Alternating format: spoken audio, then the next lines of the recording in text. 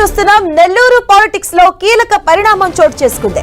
అవిశ్వాస తీర్మానానికి ముందే మేయర్ పదవికి పొట్లూరి శ్రవంతి రాజీనామా చేశారు. ఇవాళ కలెక్టర్ కు తన రాజీనామా లేఖను అందించబోతున్నారు. వైసీపీ నుంచి ఒక్కొక్కరు అధికార పార్టీలో చేరుతూ ఉండడంతో మేయర్ పై అవిశ్వాస తీర్మానానికి సిద్ధమయ్యారు. ఇక ఈ క్రమంలో మేయర్ అవిశ్వాస తీర్మానానికి ముందే రాజీనామా చేయడం జరిగింది. ఇక ప్రస్తుతం నెల్లూరు నగరపాలక సంస్థ పరిధిలో 54 మంది కార్పొరేటర్లు ఉండగా అందులో అంతా వైసీపీకి చెందిన వారే ఉన్నారు. ఇక వారిలో ఒకరు ఇప్పటికే రాజీనామా చేశారు. మేయర్ కాకుండా మిగిలిన 52 మందిలో 42 మంది సార్వత్రిక ఎన్నికల తర్వాత టీడీపీలో చేరారు. ఇవాళ మేయర్ రాజీనామా ఆమోదం పొందితే అవిశ్వాసానికి అవకాశం ఉండదు. ఎన్నికల కమిషన్ అనుమతితో మేయర్ ఎన్నికను నిర్వహించే అవకాశం ఉంటుంది.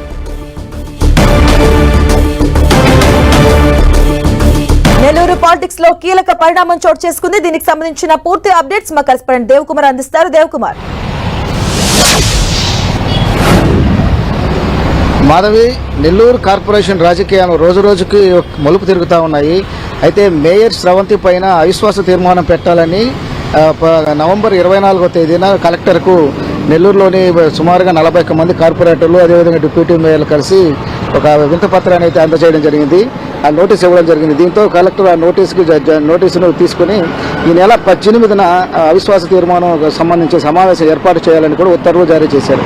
అయితే అంటే మరో 4 రోజుల్లో కూడా ఈ సమావేశం జరగనుంది.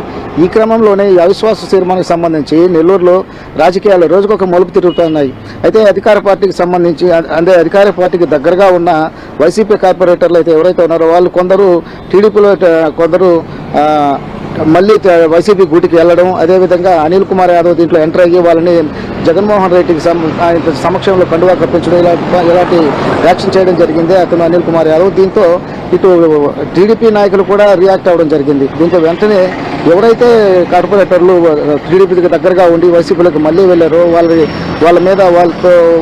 వాళ్ళకి సంబంధించి వీళ్ళు కూడా రియాక్షన్ మొదలు పెట్టడం జరిగింది. దీంతో ఒక ముగ్గురు చేరిన వెంటనే మళ్ళీ టీడీపీ గుడికి రావడం జరిగింది. అయితే ఇలా అనేక బెదిరింపులు అదేవిధంగా కేసులు పెడుతున్నారని చెప్పేసి వైసీపీ నాయకులు ఆరోపిస్తున్నారు. ఈ క్రమంలోనే ఈ అవిశ్వాస తీర్మానానికి సంబంధించి 18వ తేదీ జరగనున్న నేపథ్యానికి తెరదించుతూ నిన్న మేయర్ ఎవరైతే పొట్లూరి శ్రవంతి ఉన్నారో ఆమె ఒక కీలక నిర్ణయం తీసుకున్నారు. తన ఛాంబర్లోనే మీడియా సమావేశం ఏర్పాటు చేసి తన పదవికి రాజీనామా చేస్తున్నాను, నేను ప్రజలకైతే అందుబాటులో ఉంటాను, ఒక గిరిజన మహిళ ఈ పదవిలో ఉండకూడదనేసి కుట్రలు చేస్తున్నారు, నా ఉసురు ఖచ్చితంగా తగులుతుంది, నాకు కొందరు మహిళా కార్పొరేటర్లు అదేవిధంగా కొందరు కార్పొరేటర్లు మద్దతు తెలుపుతున్నా వాళ్ళని భయపెడుతున్నారు, వాళ్ళ మీద కేసులు పెడుతున్నారని చెప్పి ఆమె ఆరోపించడం జరిగింది. అదేవిధంగా దీని వెనుక కోటమిరెడ్డి బ్రదర్స్ అదేవిధంగా మంత్రి నారాయణ ఇలాంటి కుట్రలు చేస్తున్నారని చెప్పేసి కూడా ఆమె ఆరోపించడం జరిగింది.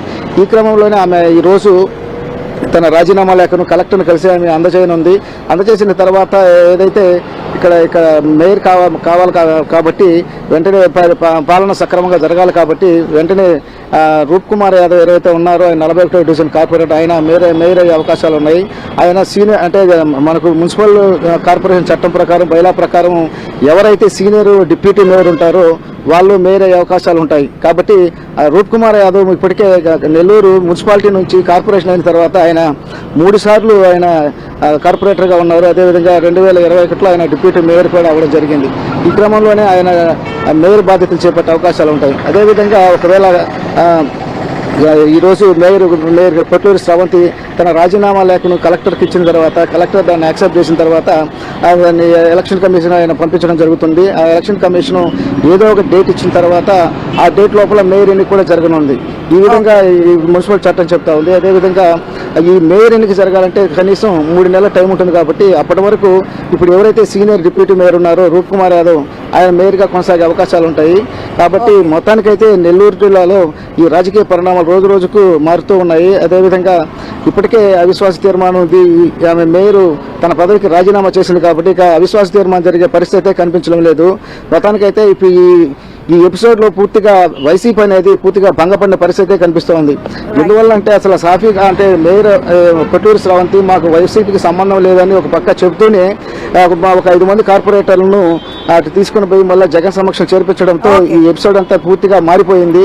ఇటు టీడీపీ నాయకులు కూడా దీన్ని ప్రెస్టేజ్ గా తీసుకుని ఎక్కడికక్కడ కట్టడి చేసి వాళ్ళ కార్పొరేటర్లందరినీ కూడా క్యాంపులకు తరలించిన పరిస్థితి కనిపిస్తుంది. ప్రస్తుతానికైతే 35 మందికి పైగా కార్పొరేటర్లు క్యాంపులో ఉన్న పరిస్థితి కనిపిస్తా ఉంది. Right, thank you Dev Kumar.